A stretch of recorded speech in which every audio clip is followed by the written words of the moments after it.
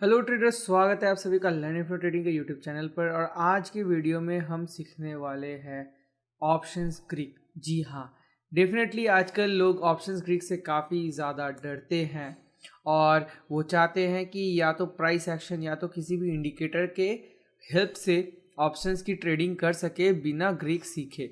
ठीक है, तो डेफिनेटली हम जो हमारी ऑप्शंस बाइंग मास्टर क्लास जो हमारी प्रोग्राम होती है उस पर भी हम ऑप्शंस ग्रीक कवर नहीं करते, क्योंकि ओवरऑल जब हम ट्रेडिंग करते हैं तो हमको ये ग्रीक्स की ज़रूरत ऐसा नहीं होती है। बियरली इसमें एक या दो ग्रीक है जो कि हमको यूज़ करने में काम आता है, और या फिर हम लोग सबको ही सुनते रहते हैं, वो है थीटा। थीटा के अलावा ज़्यादातर ग्रीक्स पे ना हम लोगों ने कभी बात किया है और ना ही कभी हम लोगों ने इसके ऊपर डिस्कशंस किया है या देखा है। ठीक है, और ऑप्शंस बाइंग की मास्टर क्लास जो है, जो कि हम 26 तारीख को हमारी नेक्स्ट बैच शुरू हो रही है 26 फेब को, तो वहाँ पे भी हम ऑप्शंस सीखेंगे। लेकिन उसके पहले मैं चाहता हूँ कि एक बार ग्रीक्स के बारे में जान ले। देखिए, इस चीज़ को आपको ट्रेडिंग में अप्लाई करने की ज़रूरत तो नहीं है, ना ही हम जो भी आपको स्ट्रैटेजी सिखाएंगे वहाँ पे इनको अप्लाई करना पड़ेगा आपको। बट क्या है कि कोई भी चीज़ आप करते हो तो एटलीस्ट उसका बेसिक्स, उसके बारे में आपको जानकारी रहना ज़रूरी है। ठीक है, अगर आप एक इंजीनियर हो और आपको अगर बेसिक इंजीनियरिंग के कुछ टूल्स या फिर कुछ एक्टिविटीज़ के नाम भी नहीं पता होंगे तो kind of its not a good thing, right. तो अगर आप एक प्रोफेशनल ऑप्शंस ट्रेडर बनते हो, डेफिनेटली अगर आप ग्रीक का यूज़ करो ना करो, कुछ लोग ऑप्शंस चेंज पढ़ते हैं, कुछ नहीं पढ़ते हैं। हमारे में हम लोग नहीं पढ़ते हैं, हम लोग ऑप्शंस बाइंग करते हैं, वो भी सिर्फ और सिर्फ चार्ट और हमारे कुछ स्पेशलाइज्ड इंडिकेटर्स हैं कस्टम किए हुए, उनको हिसाब से हम लोग फॉलो करते हुए बनाते हैं ट्रेड्स। अभी मैं चाहता हूं कि जो भी हमारे ऑप्शंस के स्टूडेंट हैं उनके लिए भी ये काफ़ी काम में आएगा, क्योंकि ये एक नॉलेज वाला वीडियो है। और अगर आप हमारे ऑप्शंस के स्टूडेंट नहीं भी है तो भी आपके लिए ये बहुत ही काम में आने वाला है, क्योंकि अगर इन नियर फ्यूचर कभी भी आप किसी और के वीडियोस भी देखते हो और अगर वो इन ग्रीक्स की बातें करे तो एटलीस्ट आपको पता रहे कि इनका मतलब क्या होता है। ठीक है, तो चलिए इनके ऊपर हम लोग थोड़ा सा डिस्कशंस करते हैं, और मैं कोशिश करूँगा आपको जितना ईजीली हो सके इन सभी को एक्सप्लेन करने का। तो टोटल 5 तरह के ग्रीक्स होते हैं: अल्फा, बीटा, गामा, डेल्टा और थीटा। और इन सब के आपको सिंबल्स भी लेफ्ट साइड में नज़र आ रहे होंगे और नाम उनके पास में उनका लिखा हुआ है। तो अल्फा क्या होता है? सपोज अगर हम बात करें तो अगर कभी भी अगर हम बात करते हैं कि मार्केट कितना ऊपर या कितना नीचे गया है, तो वो एक्चुअली में हम लोग बात करते हैं निफ्टी 50 की, करेक्ट। ठीक है, कि निफ्टी 50 कितना ऊपर या नीचे गया है। तो अगर कभी भी कोई पूछता है कि पिछले साल मार्केट कितना भागा, तो सिंपली आप क्या करोगे, निफ्टी का चार्ट खोलोगे और उसमें जनवरी 1 से लेकर दिसंबर 31 का आप परसेंटेज ट्राई करके निकालने का देखोगे कि कितना परसेंट भागा है। ऑन एन एवरेज 15% से 18% का रन लगाता है निफ्टी। इसका मतलब ये नहीं है कि हर साल लगाता है, इट्स एवरेज। किसी साल 5% लगाएगा, किसी साल 25 लगाएगा, किसी साल 50-60 भी लगा देगा और किसी साल माइनस भी लगाएगा। तो ये ऑन एन एवरेज 15% का ये लगाता है। तो ये जो हो गया ना, इसको हम लोग कहते हैं बेंच मार्किंग। ठीक है, बेंच मार्क। ठीक है, अभी अगर कोई भी स्टॉक इससे ज़्यादा, सपोज मान लो आप कि एक साल में निफ्टी 50 ने 15% का रिटर्न दिया, और कोई भी स्टॉक अगर इससे ज़्यादा रिटर्न प्रोवाइड करता है तो वो अल्फा पॉजिटिव होगा। ठीक है, यानी कि अगर कोई 18% देता है, 20%, सपोज मान लीजिए कि रिलायंस ने 20% दिया है और निफ्टी ने 15% दिया है, तो वो अल्फा पॉजिटिव होगा और वो इतना ही परसेंट से मतलब उसका अल्फा जो जनरेट होगा वो इस हिसाब से होगा। ठीक है, कि भैया निफ्टी 15% था और रिलायंस 20% था, वो अल्फा पॉजिटिव है और उसका वो वैल्यू दिख जाएगा आपको वहाँ पर। ठीक है, तो अल्फा का मतलब ये होता है कि एक कोई भी स्टॉक या फिर जो भी हम लोग बॉन्ड लेंगे या कोई भी एसेट क्लास लेंगे, उसका जो बेंच इंडाइस होता है, ठीक है, जो कि बेंचमार्क पकड़ा जाता है, उसके कंपैरिजन में उस एसेट ने कैसा परफॉर्म किया, अच्छा किया या बुरा किया। अगर अच्छा किया है तो अल्फा पॉजिटिव जनरेट होता है, बुरा किया है तो अल्फा नेगेटिव जनरेट होता है। इसके बाद आते हैं हम लोग बीटा पे। Beta is nothing but volatility. ठीक है, यानी कि अगर आप लोग जो इंडिया विक्स एंड ऑल देखते रहते हो वही ये बीटा होता है, अगर आप लोग सिंपल भाषा में समझना चाहो तो। अगर आप सपोज मान लो कि दो स्टॉक्स है, ठीक है, और दो स्टॉक्स में वोलेटिलिटी किसमें ज़्यादा है, मतलब किसमें ज़्यादा है, ये अगर आपको समझना है तो सिंपली आप बीटा ऑफ दैट स्टॉक मारेंगे तो आपको वो मिल जाएगा। एग्जाम्पल तौर पे चलिए मैं आपको दिखा देता हूँ कि अगर मैं मारता हूँ बीटा ऑफ रिलायंस इंडस्ट्रीज़, ठीक है, beta of Reliance industries limited, तो ये देखिए दिखा रहा है बीटा इज़ 1.07। ये है रिलायंस इंडस्ट्रीज का बीटा, यानी कि रिलायंस इंडस्ट्री मोर और लेस इस तरह का भागता है। अभी अगर आप जानना चाहते हो कि ये ज़्यादा वोलेटाइल है या कोटक बैंक ज़्यादा वोलेटाइल है, तो सिंपल आप बीटा ऑफ कोटक बैंक मारिए, तो देखिए यहाँ पे दिखा रहा है अभी ये फाइनेंशियल पिछले स्टेटमेंट के हिसाब से 0.58 है, और ये आई गेस ये ओवरऑल पूरे एक साल का बता रहा है, ठीक है। तो ये इससे ज़्यादा वोलेटाइल है इस पीरियड पे, ठीक है, यहाँ पे हर साल का दिया रहता है, ठीक है। अभी आप अगर चाहोगे तो आप कोई और एक स्मॉल कैप का, मिड कैप का भी आप सर्च करके देख सकते हो कि उनका बीटा कैसा है, तो इससे आपको समझ में आएगा कि उसकी वोलेटिलिटी कैसी है, ठीक है। फॉर एग्जाम्पल हम लोग एक स्टॉक ले लेते हैं से ICICI बैंक, ठीक है, तो ICICI बैंक का बीटा है 1.26, यानी कि it is more volatile than Reliance, ठीक है। और अगर HDFC बैंक लेते हैं तो इसका बीटा इज़, अगर 5 साल का बीटा है तो वो लगभग 0.9 है, और आपको थोड़ा डिटेल में जा के देखना पड़ेगा कि इसका ईयरली बीटा कितना है, तो आपको समझ में आ जाएगा, ठीक है। तो आपको अभी इस हिसाब से समझ में आ गया होगा कि HDFC बैंक रिलायंस से कम वोलेटाइल है, रिलायंस ICICI बैंक से कम वोलेटाइल है। तो ये एक तरह से एक पैरामीटर बन जाता है जिससे कि हम लोग को ये समझ में आ जाता है कि कौन सा स्टॉक कितना वोलेटाइल है, और ये काफ़ी हद तक मदद करता है अगर आप इंट्राडे ट्रेडिंग करते हो।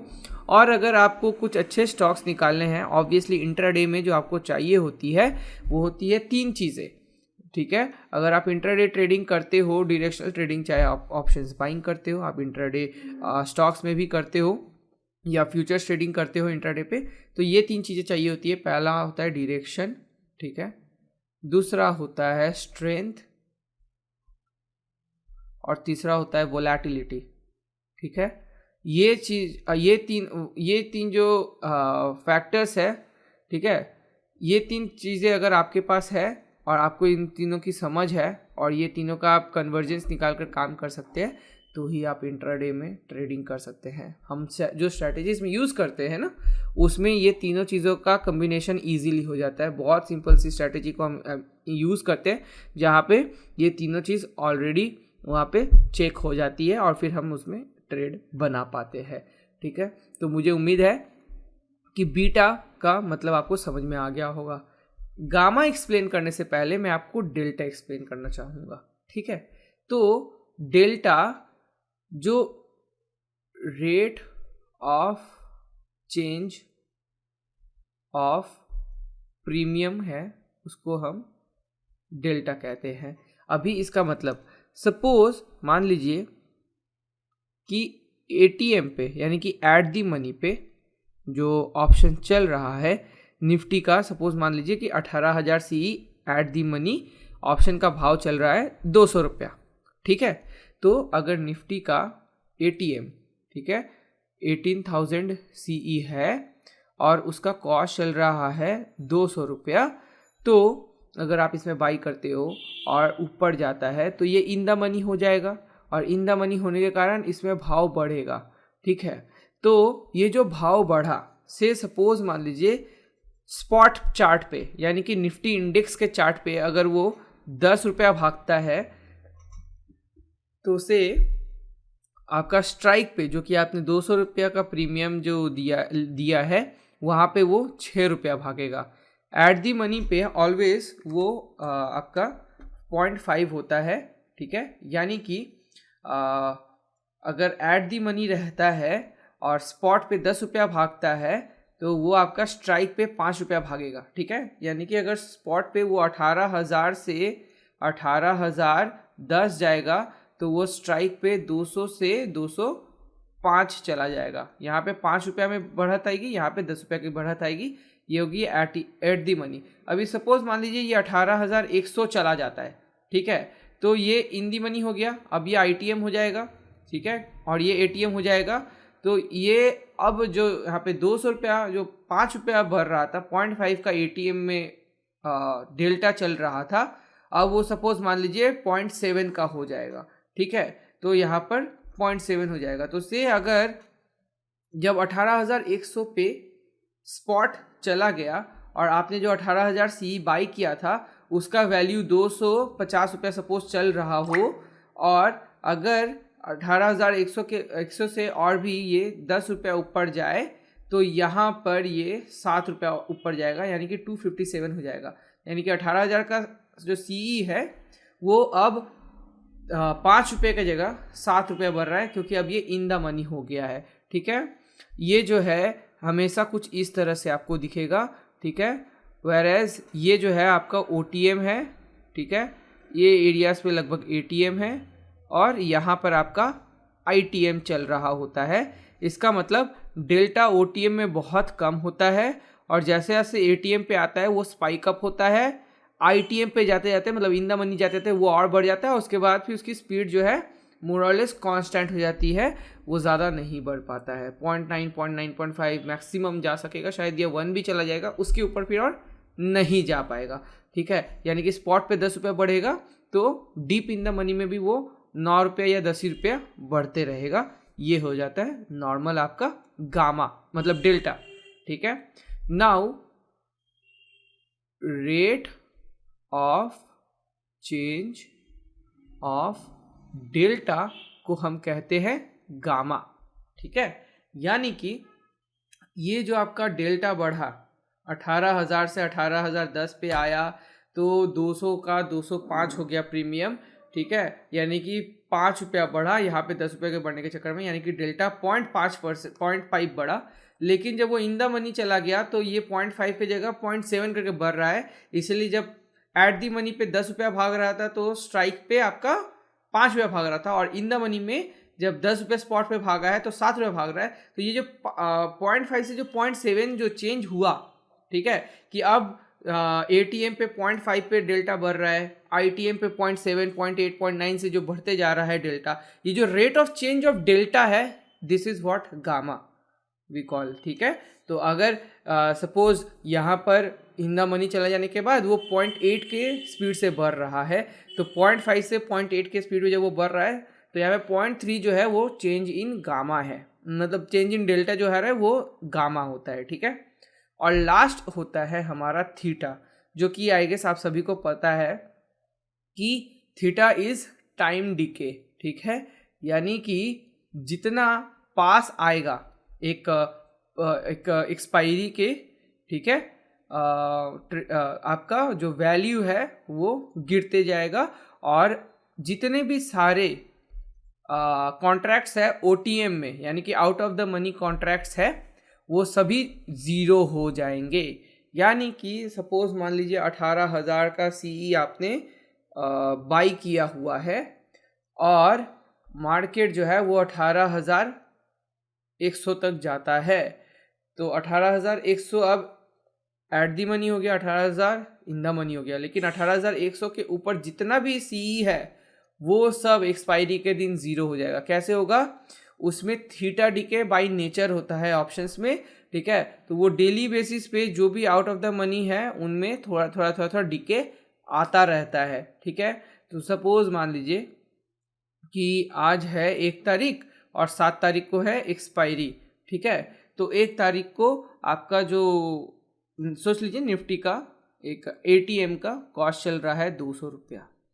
2 तारीख को अगर उसी जगह पे रह जाता है निफ्टी, बिल्कुल नहीं हिलता है, ठीक है। हम लोग क्या सोच रहे हैं कि 1 तारीख से 7 तारीख तक निफ्टी एक ही जगह पे रहा, बिल्कुल नहीं हिला, ठीक है।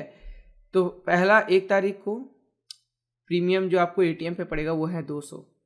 वही प्रीमियम जब 2 तारीख को आप उठेंगे आपको दिखेगा 170 या 180 का, 3 तारीख को दिखेगा आपको 130 का, 4 को आपको दिखेगा 100 का बेरली, 5 को आपको दिखेगा मे बी 80 का, 6 को आपको दिखेगा मे बी 50 या 40 का, और 7 को ये जो 40 है ये खुलेगा ही लगभग 20-25 पे, और ये डे एंड तक में 0 हो जाएगा।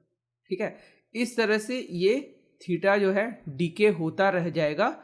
ठीक है, लेकिन आप ये ध्यान दो कि यहाँ पे अगर सपोज मान लीजिए निफ्टी 1 तारीख को 18,000 पे था, 7 तारीख को भी वो वहीं रह गया, चेंज नहीं हुआ, ऊपर या नीचे नहीं गया, तो भी आपका ऑप्शन जो है वो 200 का 0 हो जाएगा 7 दिन के अंदर, प्रोवाइडेड अगर वो आउट ऑफ द मनी है, यानी कि 18,100 का सी जो है वो 200 से शून्य में आ जाएगा।